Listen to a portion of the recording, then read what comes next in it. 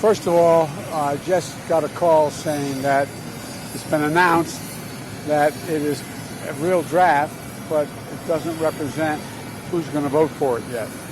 I hope there are not enough votes for it. It's the main reason why I worked so hard to keep Robert Bork off the court. It reflects his view almost word. Anyway, look, the idea that it concerns me a great deal that we're going to, after 50 years, decide a woman does not have a right to choose within the limits of the Supreme Court decision in Casey, number one. But even more, equally as profound is the rationale used. Right. And it would mean that every other decision relating to the notion of privacy is thrown into question. I realize this goes back a long way, but one of the debates I had with Robert Bork was whether Griswold versus Connecticut should stand as law. The state of Connecticut said that the privacy of your bedroom, a husband and wife or a couple could not choose to use contraception. To use the contraception was a violation of the law.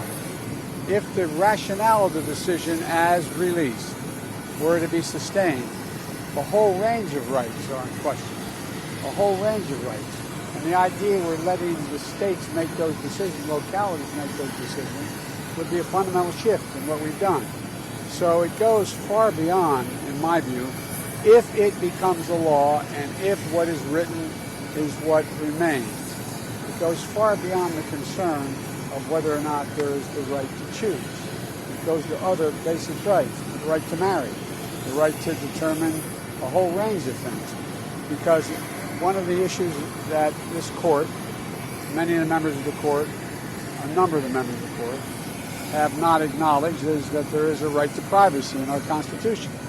I strongly believe there is. I think the decision in Griswold was correct overruling. I think the decision in Roe was correct because there's a right to privacy. There can be limitations on it, but it cannot be denied. If this decision holds, it's really quite a radical decision. And again, the underlying premise, and again, I've not had a chance to thoroughly go into the report, the decision. But it basically says all the decisions relating to your private life, who you marry, whether or not you decide to conceive a child or not, whether or not you can have an abortion, a range of other decisions, whether or not how you raise your child. What does this do? Does this mean that in Florida they can decide they're going to pass a law saying that same-sex marriage is not permissible? It's against the law in Florida. So there's a whole, it's a fundamental shift in American jurisprudence. I think the codification of Roe makes a lot of sense. Look, think what Roe says. Roe says what all basic mainstream religions have historically concluded, that the existence of a human life and being is a question. Is it at the moment of conception? Is it 6 months? Is it 6 weeks? Is it quickening, like Aquinas argued? I mean, so the idea that we're going to make a judgment that is going to say that no one can make the judgment to choose to abort a child,